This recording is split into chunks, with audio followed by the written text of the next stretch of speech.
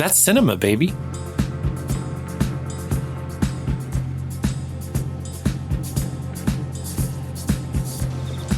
Mr. Wilson. I don't have to take that kind of talk from anyone. That's right, you don't. How about going outside and trying to kick me around? I'm not supposed to fight with the guests, Mr. Wilson. I'm not a guest tonight, you yellow bastard. I happen to be an intruder. Hello and welcome to The Good, the Pod, and the Ugly, a film podcast where we pair movies to gather a better understanding of the filmographies of notable directors, typically one artist or person per season, often, sometimes, maybe with guests. I'm your co-host, Ken. Oh, you had a moment there, Ken. Wait, which one am I? Yeah. Oh, this is Thomas. Hey. Hey. And who else? This is Ryan. And we are joined this season by a very special guest host, Jack. Hi. People have been asking whatever happened to Baby Jack. Yes. Good stuff. Yeah. Podcast over. Actually, Baby Jack and Ken did a deep dive on paired films, starting with Eastwood, Clint, and has since we're on season 14 now, where we're doing another 4x4. This is our 4x4x3. Yeah, our third one.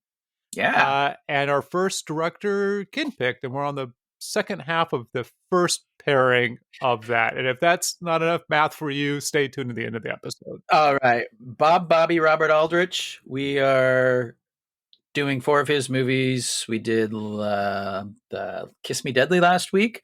We're doing Whatever Happened to Baby Jane this week. What did happen to her this week? So Baby Jane, that would be 62, which means we've covered The Manchurian Candidate in the year 62 and The Man Who Shot Liberty Valance.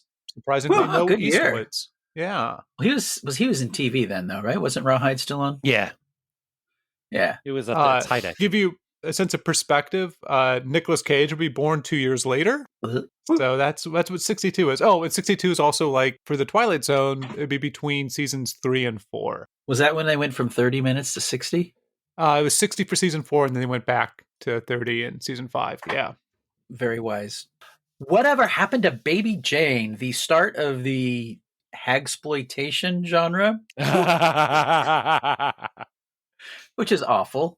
Yes. Which was an alternate title for this podcast. Hagsploitation? Yeah, which Robert Aldrich, I guess you could say, was the original hagsploiter. Very good. Very good title. Yes. To have. Yeah, we're going to change the title of this season to the Hagsploiters. Oh, boy. Okay, so the listener that we still have, nope, they're all gone. Okay. We're just speaking into the void. And we would say we would edit that out, but we know that we're not going to actually do that. This was based off of a book. Did anybody read the book? Did not. Did you? I did. Ah. Multnomah County Library. Shout out. Shout out. Guys, it's wow. Hey, so after we do the introduction, we're going to do book report corner, but I have to do it with the sing-song voice again. So don't let me forget that. Do you? Yeah, I might do it in the Margaret Thatcher. I love the Margaret Thatcher. So have we, is this the first time you've watched the film? I'm so lost, guys. And it's only our second episode. It's only, by the time we get to episode 16, we're talking whatever film Jack has for us. I'm going to be completely awash. Yeah. But yeah, this is, I think I definitely watched this over at a movie night with Ryan at when we had those back in the aughts. Oh, yes, that's true. So this might have only been my second time. Okay. Ryan, it's at least your second time, considering what Thomas just said. I forgot about that viewing. That means it's my fourth. I saw it originally with my grandparents and my great aunt when it was on TV one night. Yeah, super aunt. She was my grandpa's aunt. That's how old she was. Wow. Yeah, but we watched it at Auntie Faye's house, and that was the first time I realized what I think they didn't really realize was just because it's in black and white doesn't mean it's appropriate for like an 8-year-old. Definitely not. but it was Jack? good. First viewing? Wait, what? Wait, what movie? What We're movie talking are we- about Trog with Joan Crawford. Wait, whatever happened to Baby Jane, right? Yeah, Domino's yeah. Hands of Fate. That's a really good movie. I will die on that hill. Yes, first viewing. Okay. Second viewing for me. Haven't seen it in probably years. Since the 50s. Yeah, since it came out. You got an advanced preview of it because it came out in '62, right? I did. I was an early cosplayer too. I actually went as Jane Hudson to the premiere.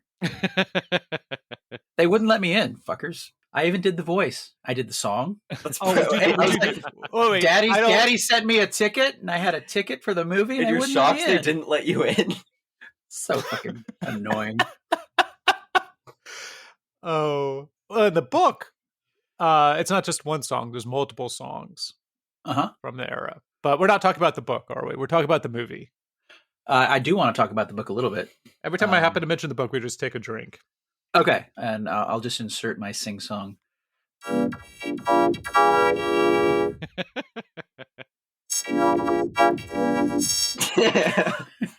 Daddy got me a library card. Oh, synopsis, anyone? You read the book. I want to hear your synopsis. Child stars are fucked. And also, the history of Hollywood is the history of fucking child stars. What? No. Fucking them over, you mean? However you choose. Okay. That was my thought watching That's this. Judy just like- Garland, dude. Jesus. Okay. It's like movies and books have been warning us for decades the dangers of AI, and I feel like they've also been warning us about getting kids into show business since time immemorial, and we still haven't figured it out. Yeah, this is that's one of the things I really liked on this viewing is a growing hobby horse in recent years for me is just the idea that celebrity either exacerbates or creates mental illness, but those are the only two outcomes. Like, I have a question for you guys. Do you think Britney Spears and Jamie Lynn Spears watch this movie together? Wait, there's another Spears? Oh yeah, There's two? Yeah. Do you think Ben Affleck and Casey Affleck maybe watch this movie? Miley Cyrus and Noah Cyrus.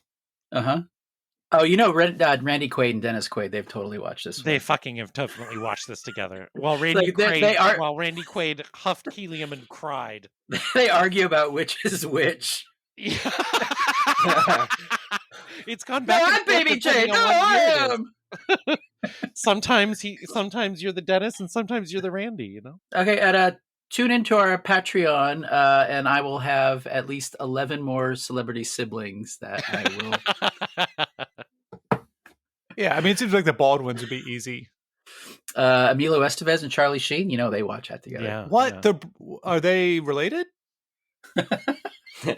Listen back 4 seasons ago, wherever we covered Men at Work, and well, that's the only movie that I remember. What was the other one that we did? Repo It wasn't. Man? Oh was man, Emilio it was Estevez. Repo Man, wasn't it? Oh my goodness. Repo Man at Work, yeah. Yeah, Yeah. Repo Man's come up twice this season, and it's only 2 episodes in. Do you think Mark Wahlberg and Donnie Wahlberg shoot steroids in each other's butts and watch this movie There's together another- afterwards? There's another Wahlberg? Yeah, from New Kids on the Block. I'm so lost. Okay. You don't have the doll? Oh, the Oh, book. In the book, there is no doll, so take a shot. Oh, wow! That is one of the creepiest things about this movie. Is that fucking doll? Yeah. not And a fucking. It's not a fucking doll. It wasn't. It's not, Let's it's not get a this sex straight. doll. Yeah. No. Although, Well, and then the Sisters remake has a doll because it pulls from both the movie and the book. the Redgrave, Yes. which you watched as well, right? No, I could not. Was that bad? Even though it was free from the Multnomah County Library. Faster, yeah. guys. Faster. Come on. Shut up. oh, shut up. I think it was through Hoopla. The production value is extremely bad. Oh, okay. And the 90s colors are assaultive on the eye. Mm-hmm. But it is like nice, terrifying images to send your friends. Yeah. You also send it to us. Yeah, that is true. So in the book, it opens. There's only one time jump, and so it opens in 1908, which the movie 1917. Uh-huh. I don't know if that's really all that important, except for maybe allowing the actresses not to be as old. But also in the book, one of the parents dies from COVID because it's during the flu epidemic. And so that would change in the movie, but the movie doesn't actually address the parents' deaths, I don't believe.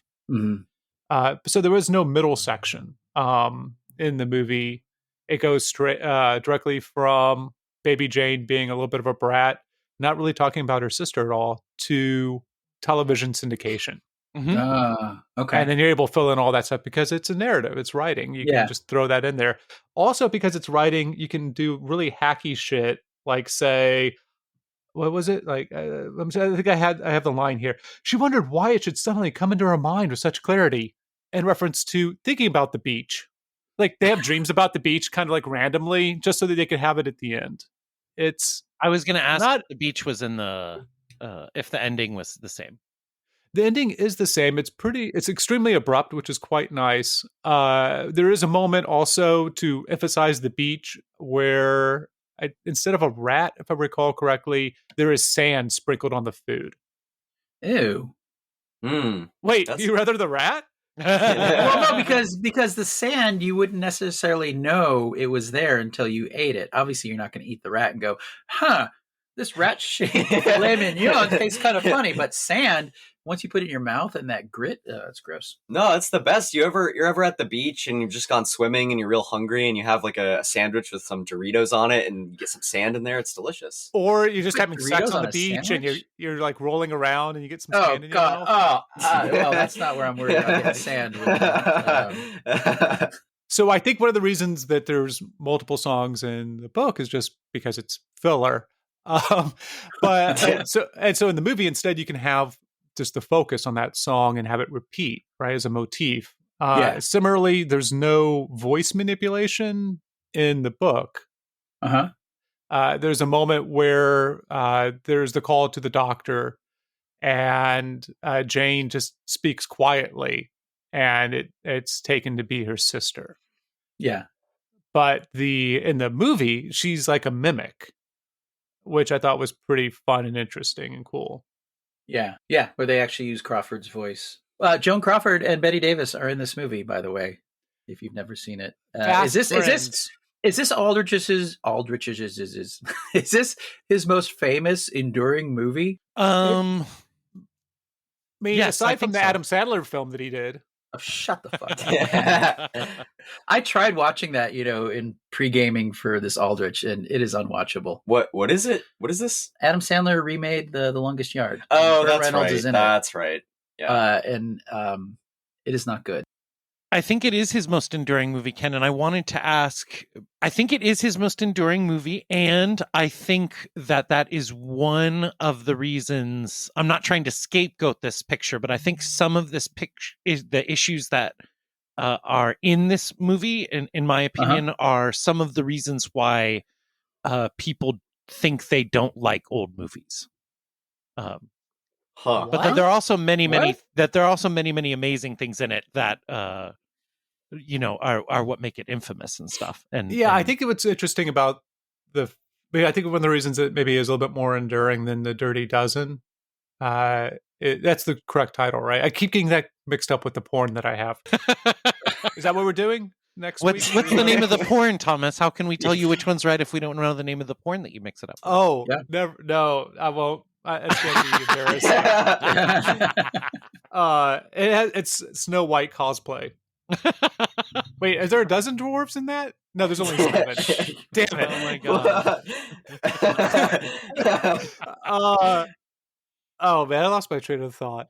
How could I possibly lost my train of thought? One of the reasons I think it's enduring is because of the meta, or aside from bringing this revamp of people's careers potentially, and is the all the discussion around the friction that was supposedly had on set that Aldrich denies, but the drama of these two former starlets not enjoying each other's company. Yes, they were both inspired- very strong-willed ladies. It inspired an entire season of a TV show, Feud, by Ryan Murphy.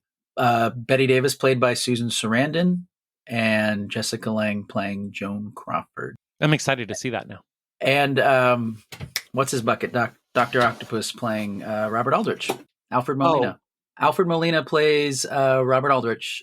He's great, even though he doesn't have the gray in his hair that Aldrich had at the time. He's got the right heft and the right height and everything else. Which is not a very good TV show, but it's also very entertaining because of the level of actors in it. I mean, you have Judy Davis is in it as Hedda Hopper, Catherine Zeta-Jones as Livia de Havilland. Wow. Kathy Bates as, I forget which character she plays. The Draper's kid plays Betty Davis's kid. What's her name? The actress? Who? Shit. From Mad Men? Yeah, Sally. Kiernan Shipka. Yeah. Yes. Fantastic cast. Anyway. Speaking of Kathy Bates, this had strong Misery vibes for me, having watched that recently. I can see that. Yeah. Yeah. Yeah, it was a pretty miserable watch. It's a pretty dour movie. Is that why you don't like black and white films, old films, Jack? I just think they're boring because I can't see the color. You keep thinking you have to read at some point. Yeah, I don't know. Yeah, I don't understand people's problem with black and white movies. Maybe it's just because I was raised by someone who, instead of putting on Bluey and other cartoons, would put on, Le Film. Le Film. Ryan, what I meant to ask, what are you talking about? Oh, Jack, I think that's the that's a loaded soundbite question. for this episode. Maybe throughout the rest of the season. I enjoy. There's a lot of amazing shit in this movie, and it's obviously bananas and campy in all my favorite ways. It's also a half an hour too long and gets really baggy in the second act, and I think my galaxy brain take is that there are a lot of famous movies from the 40s, 50s, and 60s that have some wild off the hook element like Baby Jane in it, but then also have they're not necessarily the best constructed films, and so people think that old movies are slow and paced weird and all this stuff. When as I watch more and more old movies, I see Baby Jane is slow and paced weird, but it's got nothing to do with Kiss Me Deadly. If everybody who saw Baby Jane saw Kiss Me and Deadly instead, then they'd be like, "Oh, I fucking love all movies," Yeah, that's fair. It's that makes sense. It's not a. Overall, I think this is a pretty good movie. That if it was 1 hour and 45 minutes instead of 2 hours and 10, would be one of the greatest movies. Oh, weird because I completely agree with that. Yeah. I think there is a section once they set up Jane and her sister after they use like the old footage of their old movies, which I always like when they do that. If you've had an actor who's been around forever, just use footage from them when they were young. It's cool. I thought it was super clever. Yeah, I thought that was amazing. One of the early, I mean, we see that a lot now, but it was great. I don't. From their introduction to the introduction of Flag, played by Victor Buono. There is that section. Once he's introduced, though, I'm like, oh, okay, I'm back in this movie. He's great. And they needed like a third person in there with a strong personality to kind of balance things out because it gets a little too two-handed and a little too sweaty. Yeah. Narratively for me for a bit. But I don't think it lags that much once Flag is introduced. Yeah. He's great and really balances out. Almost makes this movie a weird trio, even though he doesn't interact with Crawford. In the book, the Jane character is a writer on the contract like it is in the movie, but she's starring in the same movies as Blanche. She doesn't get her own movie. Like a supporting actor? Yes. Oh, so Blanche is like, I'll be in this movie, but you have to take my sister as well? Correct. as a writer, as Okay. opposed to she gets her own film. Oh, interesting. Okay. And I wonder if they did that because they had the great idea of mixing real footage and and they're like, well, we can't keep to that. Let's just split it out as they eat, one for me, one for her.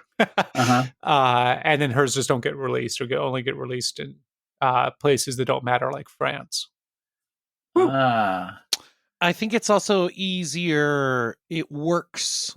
I'm sure it's probably something that's strongly in the book, but in the movie, he's also kind of telling the whole story of Hollywood history to the point that they're at, with starting with a Buster Keaton like vaudeville character and going all the way through the Sunset Boulevard, lost diva, and the type of deal that they had was more plausible in the Hollywood of the 30s and 40s, splitting them up between the pictures instead of shoving them into the same thing.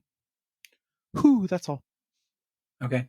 Interesting. Sorry. And it was Joan Crawford who had the book and brought it to Aldrich, who directed her not long after Kiss Me Deadly in Autumn Leaves, which was one of her last leading lady romance movies of that era. And the early 60s really finds her and Davis kind of on the outside looking in as far as being an important part of film. Yeah. And her reaching out to Davis and allowing Davis to play the showy role shows a lot of self-awareness on where Crawford's strengths lie in the two performances here.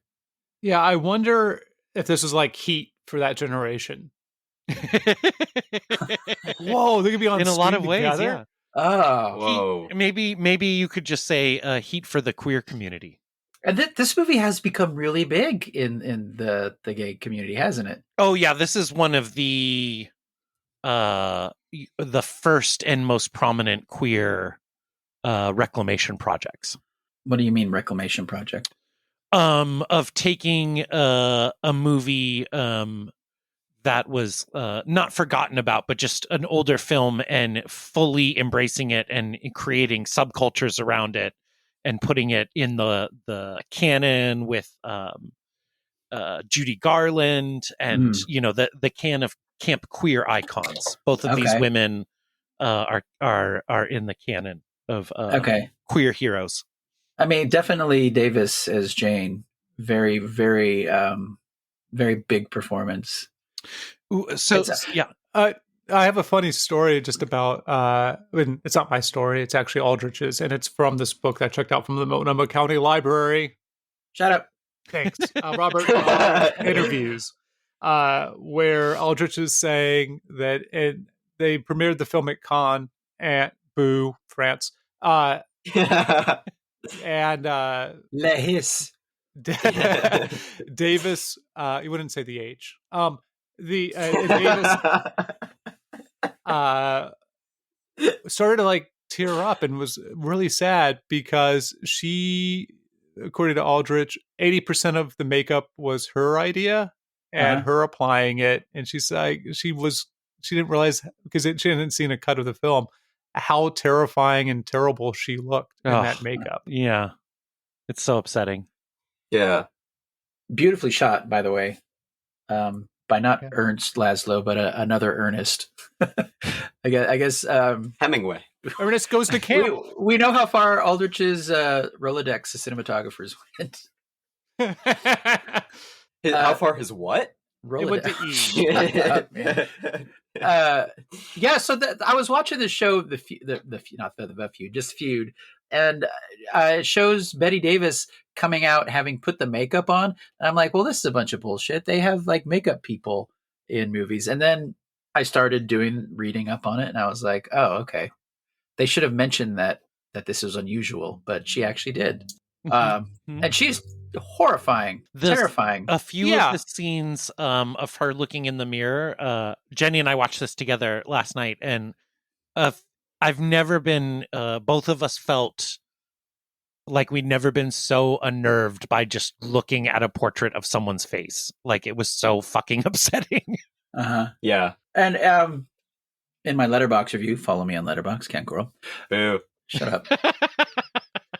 that her performance is so big and I guess at this point iconic. It almost errs on the side of vanity. Like, I'm going to be so anti-vain because I'm so vain. Because it's hard to imagine any contemporary actor of her age of pushing herself that far without it being a showy bit of makeup like Charlize Theron in Monster. She is just a portrait of stardom and fame gone to complete rot. Yeah, Jenny had a very interesting insight into this film, which is both of these women are fossilized in the period where they were at the height of their celebrity, and they are both represent like different kinds of femininity that women are forced to wear, and then it stops fitting, and society still expects you to kind of just be that way. And how these women are both totally disgusting because of that. You know, they're very gruesome, monsters that self-inflicted monstrosities. Thomas, is the plot twist in the book? Oh, there's a twist? I mean, Yeah, Blanche. No, Blanche. Oh, well, yeah, the twist, Jack. Never mind. That Blanche can't walk. She could walk the entire time. She was just really lazy. That she had been blaming Jane for decades. Oh, yeah. Yeah. It's telegraphed a few times about the studio covering it up. So it's a little bit more, to my mind, as a reader versus a watcher, it's a little bit more apparent in the book that there is something going on there, that it's not all as it seemed. Yeah, I mean, not having seen this in decades, I had forgotten about that. And it kind of made me want to watch it again, just because it kind of changes Blanche's character, where she's seen as very sympathetic for a majority of the movie. Jenny got so into the horror movie talking back thing where she was like, "Why don't you yell out the window? Why don't you try harder to escape?" And I, at some point, I had to just be like, I just want to let you know that there's information you're going to learn later that's going to change how some of this plays. Yeah, I definitely did that when she brings the note back from the driveway and then just gives it back to her, and it's crumpled up still. It's like, why just throw it again? Just throw it out the window again. What are you doing? Yeah. In the book, Blanche writes that note and keeps it on her person for a long time. And then eventually throws it, and the neighbor picks it up and just forgets to open it up for a while. As neighbors do. So it's so late in the game that by the time she opens it up, they're already at the beach. Oh, wow. Or it might even open up like off page. Like, it's just never really happened. It would be funny if they did that in the movie, because they could do the same music thing they did with the second platter of food after the rat, where the music goes, she's reaching for it, and the music's like, ba, ba, ba, and then she stops and goes, ba, and then she reaches for it again. Yeah. It's diagenic, right? Like, the music that's playing out, and so she can't yell at her or something. I just couldn't, like, the hard part for me was, if you're going to give the note, then you're going to give up the game, right? So why not just yell at that point? Yeah, why can't she yell? The window's open. Yeah, and so this is something I wanted to mention, and I should preface this by saying I'm not in a wheelchair. I never have been in a wheelchair, right? Not even as a dolly shooting something? That's what we used to use them for. Yeah, if you can get a dollar, that was a great get. Actually, I have been in a wheelchair, like, briefly, like, after, like, getting my wisdom teeth out for like 5 minutes. Okay. Anyway, the point is, those stairs, yeah, I'm sure it's super hard to get down a staircase if your legs don't work. I understand the struggle. Well, I don't, but I understand that there's probably a struggle. Is it that hard, though? You can sit on your butt and scoot down the stairs, and it might hurt a little. Not if your legs are going to get all crumpled up because you can't move them. No, I think what you do is, from Julian Donkey Boy, his brother, right? He just crawls up those stairs and crawls back down them whenever he's training. Oh, right. Yeah. And so I think you just army crawl your way down the stairs. She doesn't go about it the most easy way. So, I mean, it kind of makes sense when you get to the twist that it's partially out of guilt that she's doing it. So a lot of these questions, like with the staircase, is like she could, and I think if if it was a little more explicit that she could, and it wasn't that hard, but she doesn't. I mean, just like trying to shout out the window, there's a part of her that thinks that she deserves it. Yeah, that's And true. I don't think that's really clear until the end. And it doesn't feel like pieces coming together where it's explaining stuff that she's not doing or the way she's feeling the way I might have wanted it. It's only after thinking about it. And this is it in the movie that she tells her sister that she put the contract together so that she could to make her life even worse? No. I think that's in the book then, is part of the confession.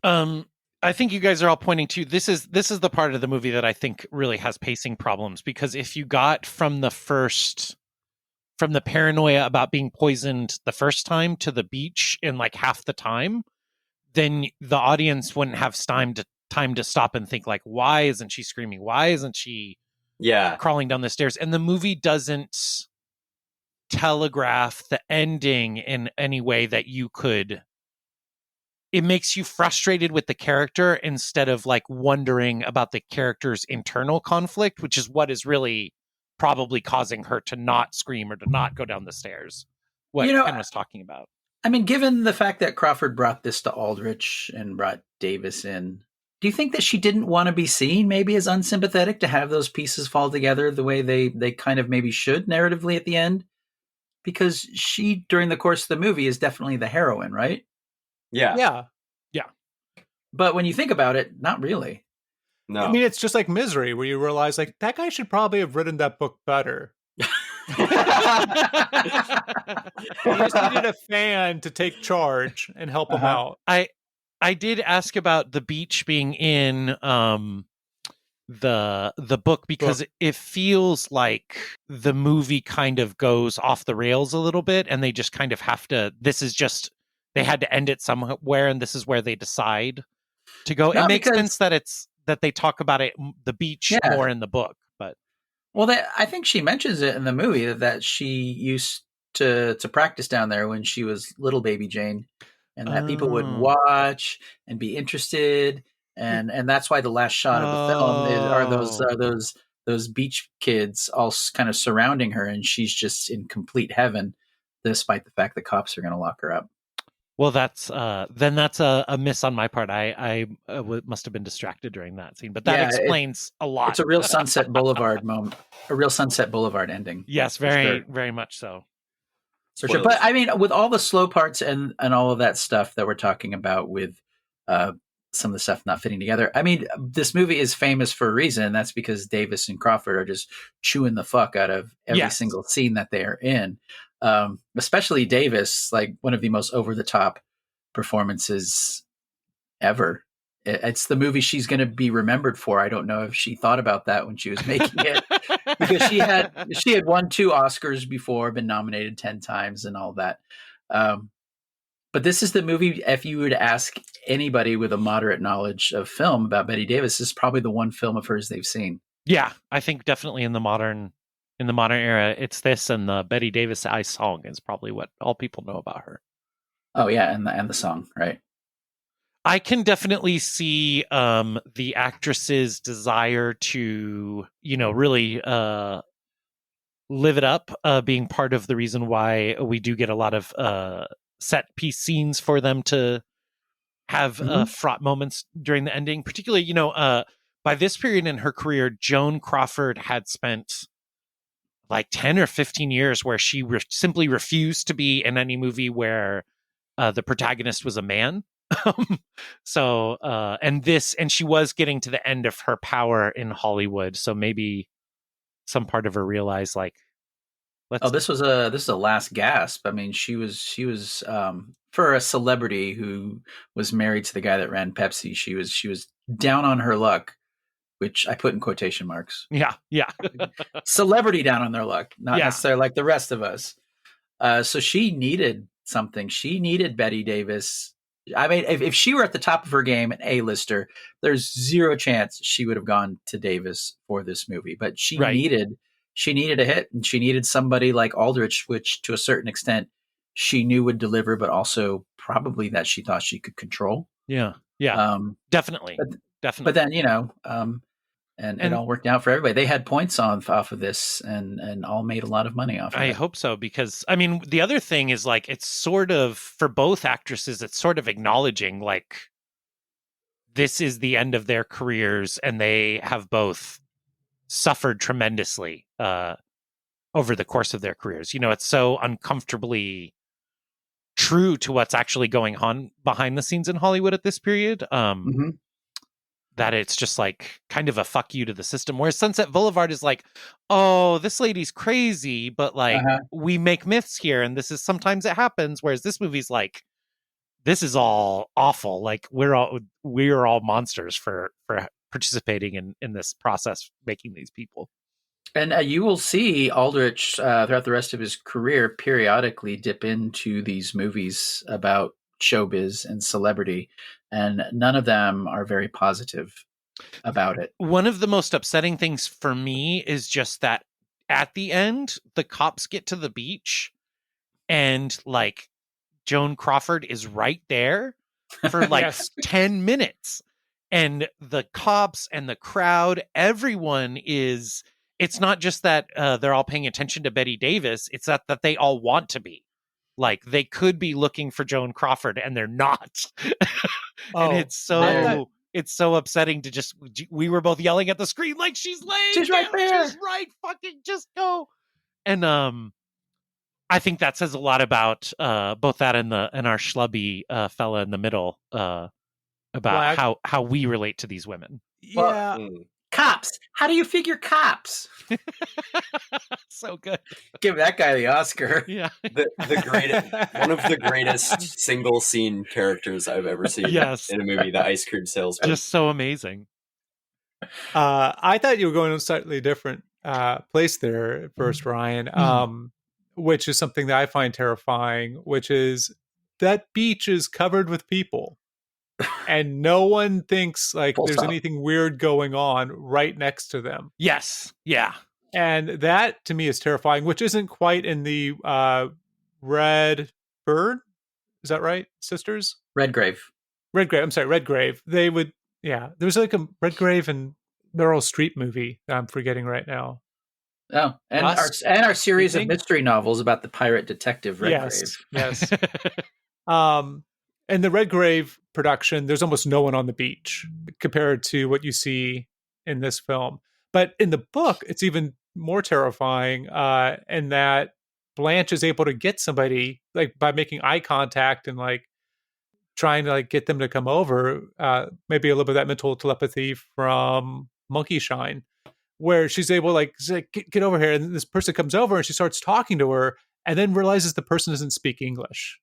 She only speaks Spanish. Interesting. Like has just a very modicum of English, and so isn't able to help her. Wow. Yes, I was reminded of the folk tale, the urban myth about the woman who was sexually assaulted in New York in the 70s, while like dozens of people heard her screaming and nobody called the cops. It was just very, all those people on the beach just not doing shit was really Kitty.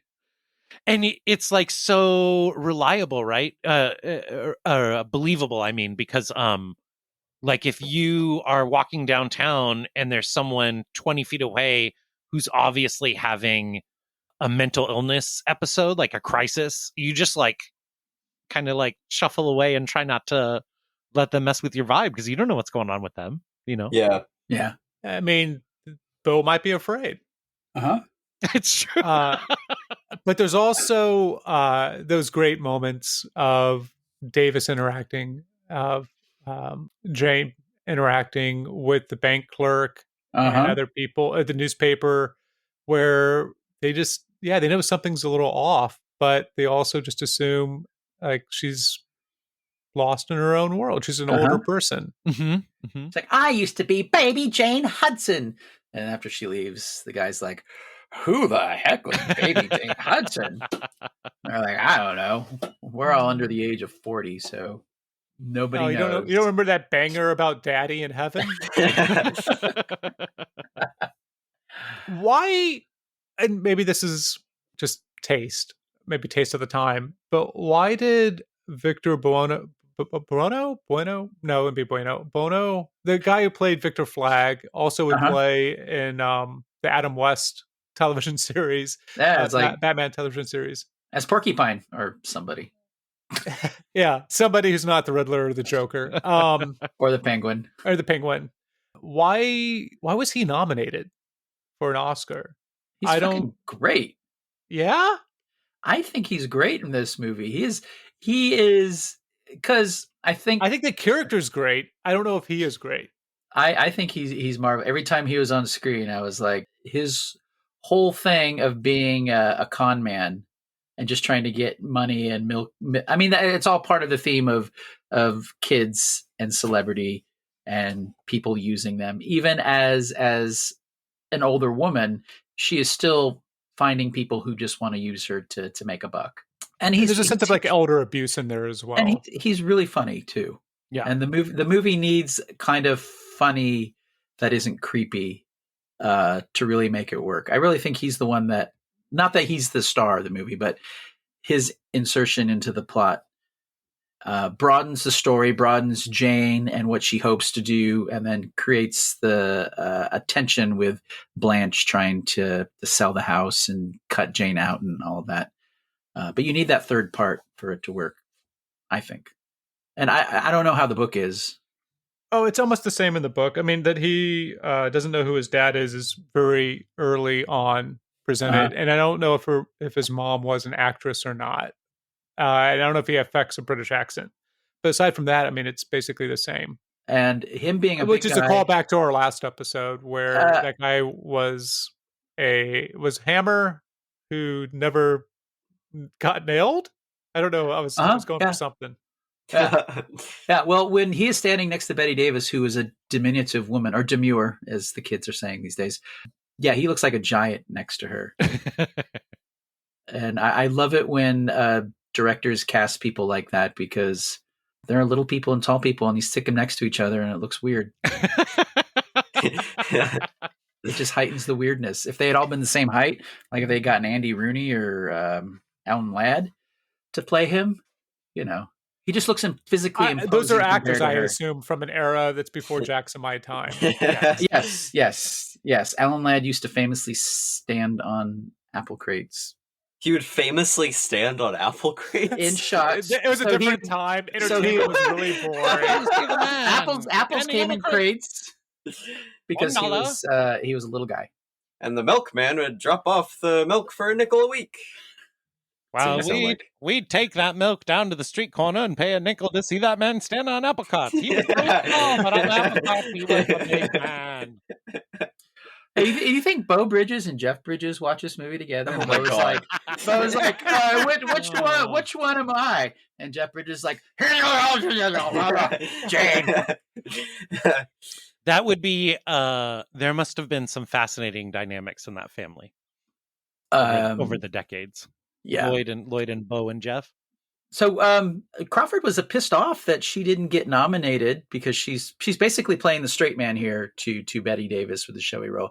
Betty Davis was, and she is certain she would have won if Crawford hadn't had a shadow campaign against her. Wow.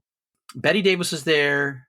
Joan Crawford was there. Joan Crawford ended up the most photographed woman of the Oscars. If you look up her dress and her outfit, you can see why. It's pretty spectacular. But she had a deal with 3 of the actresses who weren't there because they were either filming or doing a play or whatever, that if they won, she would go up and accept it for them. And then Geraldine Page is the one that actually won that year, and Crawford got to go up and accept the Oscar for her, with Betty Davis completely seething in the audience. Wow. Which is pretty fucking petty and hardcore. Full props to the Queen, Joan Crawford. And they were going to be in Hush Hush Sweet Charlotte, but Olivia de Havilland ended up playing that role, which kind of flips the dynamic of whatever happened to Baby Jane as far as plot goes, but that's another podcast. Yeah, so the feud was real, obviously. Oh fuck, Shelley Winters is in Who Slew Auntie Roo? What is Who Slew Auntie Roo? I'm so lost. It's a hagsploitation film in the late part of that whole genre. So it besides that has nothing to do with This one? It would not have gotten made if Whatever Happened to Baby Jane Right. hadn't been such But a it's not success. actually a sequel. No, it's not. It's Okay. not. And Bobby Robert Aldrich was actually going to make another Whatever Happened to movie as a producer, but it couldn't get it made because nobody wanted to see that shit anymore. I haven't seen Hush Hush Sweet Charlotte since high school or college. I didn't realize Joseph Cotton and Agnes Moorehead were in it. I gotta. Oh, and what's his name? My One favorite pop to actor, the George Kennedy. Jesus, sign me up. detective from Kiss Me Deadly. Well, Mike, I'm gonna have to take away your I private love that guy. investigator's license. There's I do something about too. him that is amazing. He is also in 10 Seconds to Hell, the Aldrich and Jack Palance movie about the bomb diffusers in post-war Berlin. Yeah, I like him. He's got great hair, and he's got kind of that smooth delivery where he could either go either way of being a total villain or just a nice guy. And Aldrich really plays that up when he casts him. Yeah, he's got like a James Cromwell kind of persona to my mind. Yeah, that's a good comparison. Yeah, I'm a big fan, and he could have been the guy who made First Contact then. With the aliens? yes, with the Vulcans. From if you listen Wars. back to our was that part of our And Actor series? yes, it was. The Star Trek episodes. Yes, Yeah. There were Star Trek episodes.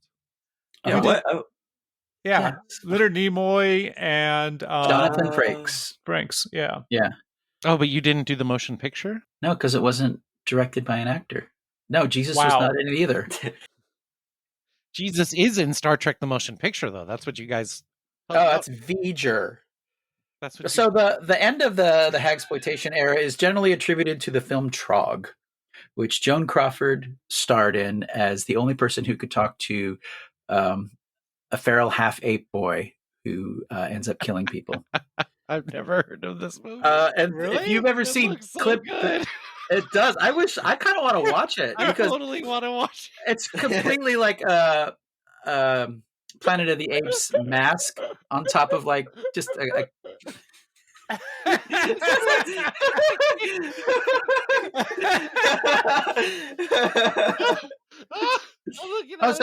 here's a description.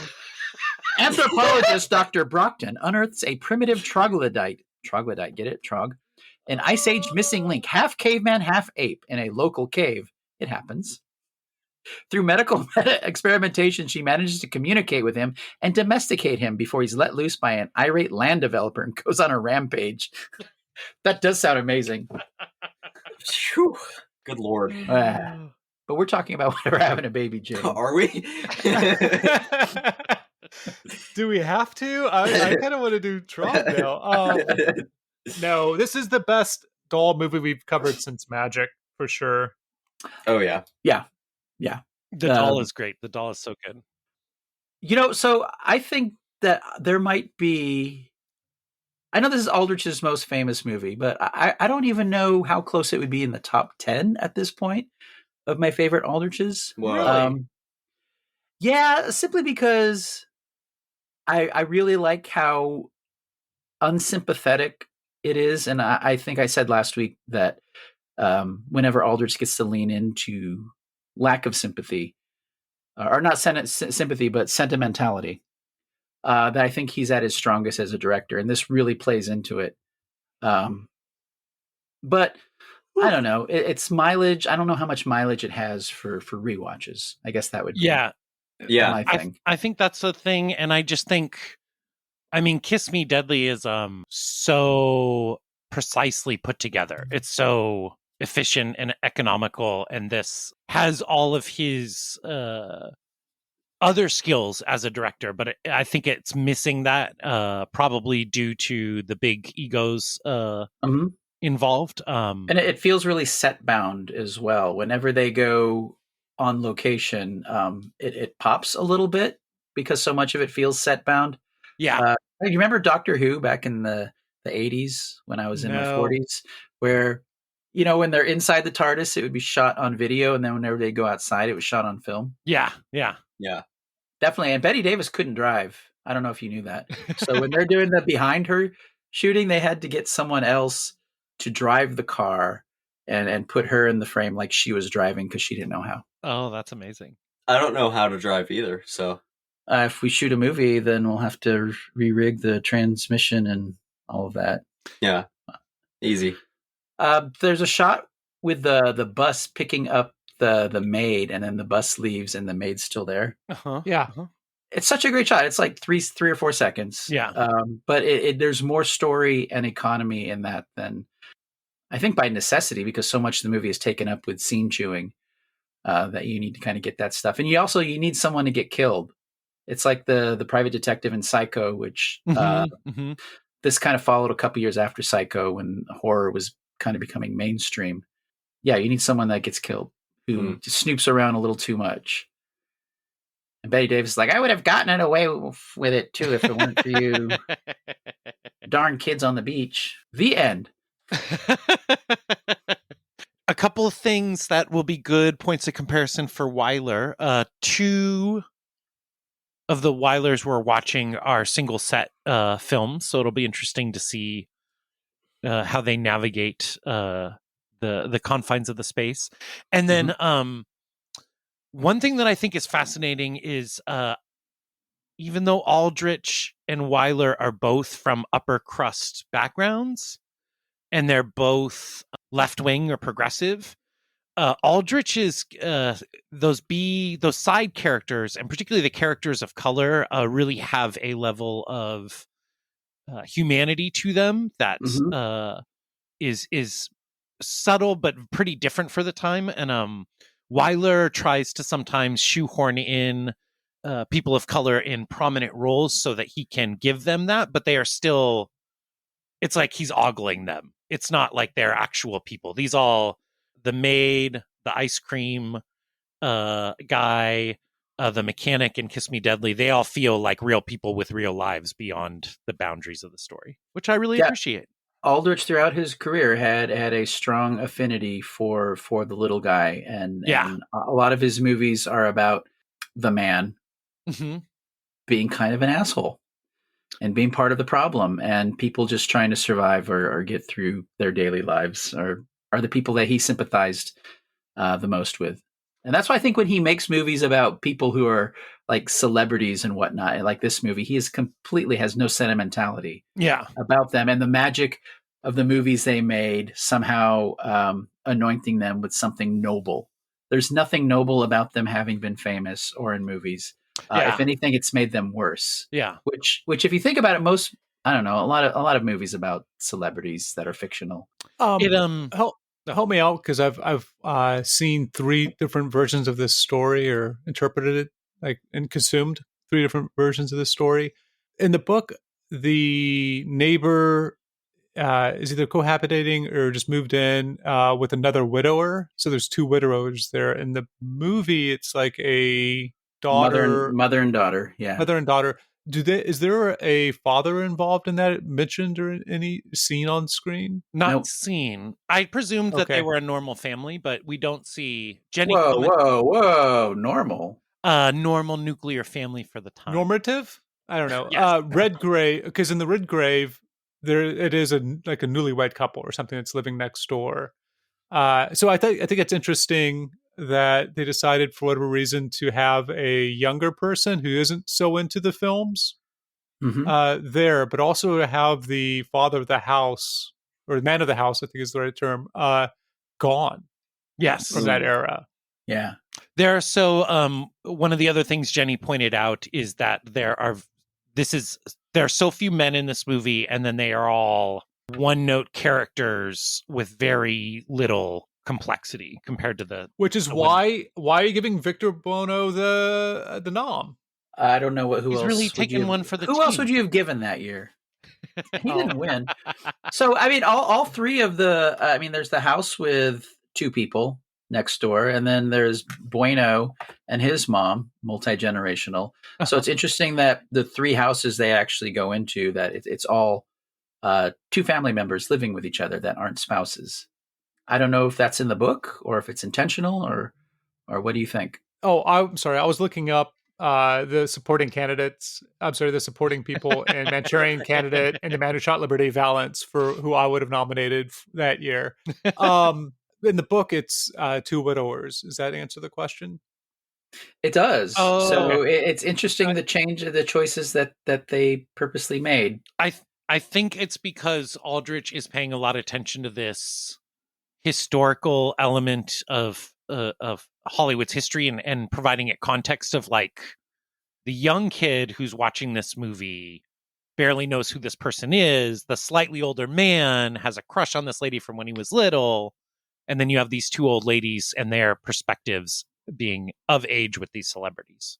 Oh, and what's interesting, and to that, is that that's also like using the found footage. Then you're using the person's actual age and actual place in the industry at the moment. So it's an interesting artifact for that to be able, and so you age them up by having it be 1917 and be films versus vaudeville. Yeah, and it's also the cable, not the cable, but that was a real economic phenomena that was happening at the time where old movies were getting licensed for television, and then actresses or actors or actresses from the 30s and 40s would have this career revival. Sometimes they would get cast in new stuff, but also I think important to the movie, but not really said, is like she had a boatload of money about to come in from this. The syndication would have given a lot of these people like a second financial life when they were broken down and on the verge of poverty. I watched a Betty Davis interview with Bryant Gumbel on the Today Show from 1980. And Betty Davis, and he asked her about Joan Crawford, and she was so mad about the Oscar brouhaha because, and rightfully so, she said, you win an Oscar and that can add $1 million or more to the box office. And we all had back end points or whatever it was back then. So by doing that and being petty, I mean, Crawford ended up, shortchanging herself a little bit of some cold hard cash. And that's why she had to do Trog, which the BBC calls the strangest film of its era. Wow. Sign me the fuck up. Okay. She got to do Trog. I thought Trog was... it's the Trogs with a double G. Okay, never mind. Yeah, that's the band. That obviously inspired this character. He is the wild thing. Yeah. Didn't Francois Truffaut make a movie about... Boo. A Wild Child? Is it actually called Wild Child? It is called Wild Child, yeah. Okay. So it's the serious Euro art version of Trog. Was there someone on Alpha Flight named Wild Child? There's a great Lester Bangs essay that's a mythological review of a Trogs album. Mythological's wrong. It's a review. It's a fantastical review of a fictitious Trogs. That sounds like Lester Bangs. Yes. Hey, do you guys ever think that Mary Kate and Ashley watch this movie with Elizabeth Olsen? In fact, would that be the remake that you want to see, with Mary Kate and Ashley still dressing up like their Full House characters and Elizabeth Olsen in a wheelchair upstairs? Wait, there's more than just the Olsen twins? Yeah, Elizabeth Olsen is their younger sister. I would Wait, bet you money that Dakota Fanning and her sister Elle make this in 30 years. They were on my list. Now you just ruined the Patreon. Were another. Are they famous? The other Olsen sisters? Yeah, they played twins on the TV show Full House, starring Bob Saget. Oh, because they were in a shitty TV show in the 90s, and TGIF. Yes, and then because they were twins, they and their parents were savvy. They started a series of direct-to-DVD movies. They opened their own fashion line. Right. They're worth $1 billion, even though they are not famous anymore. Whoa. Yeah. And their most famous direct-to-video movie was called Letter to Daddy. So they already got it set up.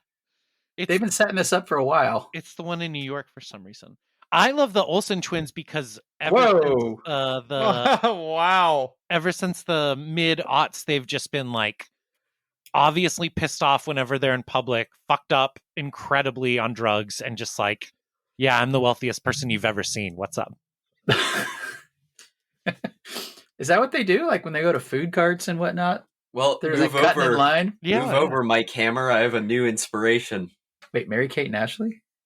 Sure, is that the Olsen twins? How are there Yes. 3 of them if they're twins? Because the Well, no, twins so the twins instead are of older. instead of just one, Baby Jane, you have twins, and then you have the other sister who was more successful after they. Where does faded Elizabeth fit in? Is there 4 of them? She's a younger sister, but she became She doesn't have a twin. no. I thought the Olsen twins was Elizabeth and No. someone else. No.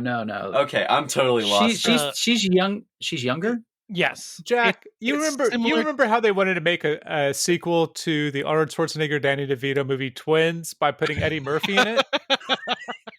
Yeah. That makes sense now. Elizabeth Olsen is similar to Elle Fanning in that they're the younger, more talented, and less fucked up. Because they saw what their older siblings went through, and they were like, "I can do that without all of the shitty emotion and mental stuff that you went through." So triplets is the term that you're looking for. Yes.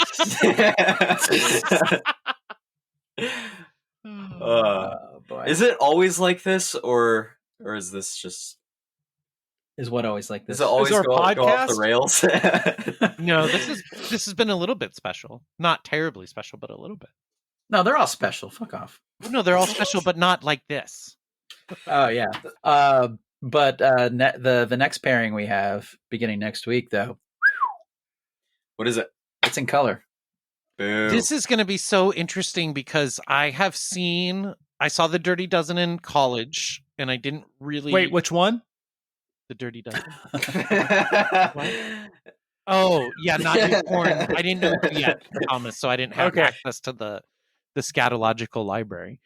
I saw it in college and didn't really think much of it. And then The Longest Yard, just everything about those two movies, nothing makes me think, oh, obviously Robert Aldrich went on to do those things, those movies, like they seem so different. Well, I think he does have a strong anti-authoritarian streak, which like we've seen before with like Clint Eastwood definitely has one. Yeah. And then his lack of sentimentality, I think, also feeds into that as well. But I mean, those are the things that really bind the movies together for me, and has this last week watching all these movies. I watched his last movie, All the Marbles, or I'm sorry, ... All the Marbles. I don't know why I did ... And I was expecting it to be a depressing last movie like Don Donald Siegel's last movie, that Vegas movie, which is terrible. But it's pretty great. Yeah. Yeah. That's exciting to know. I think you'll be really impressed. I really liked The Last Sunset, and I can tell that it's done by him for all the reasons you're saying, but at the same time, it has a much more sensitive hand than either of these. It's not sentimental, but it is, it deals with a lot of nuanced emotions very well, I think. So it's fascinating that he has, I would not have expected seeing The Last Sunset for Kiss Me Deadly to be so fucking dark. And, 10 Seconds to Hell. That's the other one I would recommend. Oh, I'm going to watch I think so many. And I think where that one falls apart is where it has to do the boy-girl sentimental stuff. And when it sticks to the guys and the bombs and the coldness of their worldview, there's really cynical worldview. It's great. The set pieces are so fucking good. Yeah, I'm excited to see it. And I never knew. I feel so stupid because I'm what? I've been around since the 40s apparently. And I never knew that they called it. I thought it was diffusing because the fuse was like the thing that they light. Yeah. But there are actual fuses inside the heads of the bombs that, when activated, that's what would blow them up. Wow. Well, don't they? They're actually removing fuses, and Yeah. that's where it comes from. Yeah. I had What? no idea. Yeah. Wait, I'm sorry. What did you think it was? Because He the said, bomb I never lights really with thought the about it fuse. because I always saw like the cartoon bomb with the lit fuse. Yeah. They Right. called it a lit fuse. So that's what I always associated with it, not like the kind of fuse you pull out of your car or whatnot. I always thought that they called it that because it's like they got it from the term diffusing a situation. So that came first, and then they got diffusing a bomb from that. Oh, interesting. Okay. Yeah. Well, I learned something. I am. You're deconfused. This is a very special episode after all. Yes, Ken. I have been impressed enough by these two movies that I'm going to be watching like as many Aldrich movies over the next couple of years as I absolutely can. I'd say Fly to the Phoenix would be, and 10 Seconds to Mars, no, 10 Seconds to Hell, would be great to watch around the same time as Dirty Dozen. Mm-hmm. I will. Yeah. Yeah. All right. Also, Sodom and Gomorrah. Got to get my hands on that. Fuck. Got to get your hands on it and do what? I don't know. How does fuck he is what he How does he said. make a movie out of Sodom and Gomorrah? That was a big flop in his attempt at a biblical epic. Is it because everyone who watched it turned into pillars of salt? Yeah, it's because somebody saw Kiss Me Deadly and was like, that guy mentioned Lot. Let's get him for this thing. He's all like, I'm going to do a trilogy of Lot-themed films. Lot-sploitation. His frustrated, Come to me. His frustrated incomplete trilogy. At the end of his life, he died wanting to make the final film. Maybe next week we'll talk about all the films that never were, because he made so many films and worked so much that obviously there are lots of films that never got made. A few of them even resulted in lawsuits. But the dude was a workhorse for sure. Mm-hmm. Mm-hmm. And toward the end of his life, he was like, well, I've had at least one hit per decade. Well, that was our Whatever Happened to Baby Jane / Trog episode. The second of our pairing for this first half of our first four, and our 4 directors we're covering this season. And for the third time. If you like this, Robert Aldrich and these films were my choice, and we have 2 more to go. If you don't like it and stopped listening, then it doesn't matter anyway. But after the next 2 movies, we'll move on to another director. Yay! No, And if I've been very pleasantly surprised, and I do think Whatever Happened to Baby Jane is much better than you 3 are giving it credit for. Oh, I think it's great. Yeah, I think it's great. Yeah, I just like complaining. I'm cranky, so I'm glad you said that, Thomas. I did enjoy it. It's my most frustrating watch as a film fan is the film that could be like brilliant or a masterpiece and is just short of that for some, to me, obvious reason. Yeah. I think this is a great film with so many things about it are amazing, and it's just frustrating that it's a little too long and it's not perfect. I think we could probably all agree that it's famous for a reason, and that's Bette Davis's central performance, who's one of the all-time greats. I don't even know who would I compare it. Who would you compare it to? I mean, a lot of people are trying. The Joker. Natalie Portman is trying. The Joker's a good reference. Buffalo Bill in Silence of the Lambs. Yeah, I think it is comparable to. It's just a very interesting in relation to Sunset Boulevard, because they're so similar thematically, but it's not. This does not feel like a ripoff of that or anything. Yeah. But they have so many similar mechanics, and they deal so differently with the main characters. Yeah, well said. You don't sing on it, but you did make the song that's our theme song as Weird AI. Thank you. Yeah, Postcard to Daddy. Letter to Daddy remix coming soon. Letter to Daddy Witch House remix coming soon. Yeah, it's going to be Email to Daddy though, because it's going to put a fresh coat of modern paint on it. All right, or text to Daddy. And if you wanna follow Daddy, join us on Instagram or Facebook or those other things where we're on. And we're on Twitter. We just never post. Which is also X. Oh, yeah. Where you could also find the Dirty Dozen, Thomas's version. Yes. Thank you guys. Jack's fallen asleep, so we did a good job. Congratulations. I guess we'll talk next week. Good stuff. Thanks for having me. Yeah. Thanks for blessing us with your presence. All right, let's wrap this up. Come on. Coon hunt? This ain't no coon hunt. Together that makes us flash gorgeous. Flash gorgeous. I'm not talking at you. I'm talking to you. Flash gorgeous. I don't want to hear about you. I want to hear from you. It's 10-4. 10-4, buddies. Destroy. Kill all hippies. I don't hate it. I just don't know why you strayed from the formula. You bastards! You don't know it, Bob. I'm an artist. And I must reflect that in my rhyme.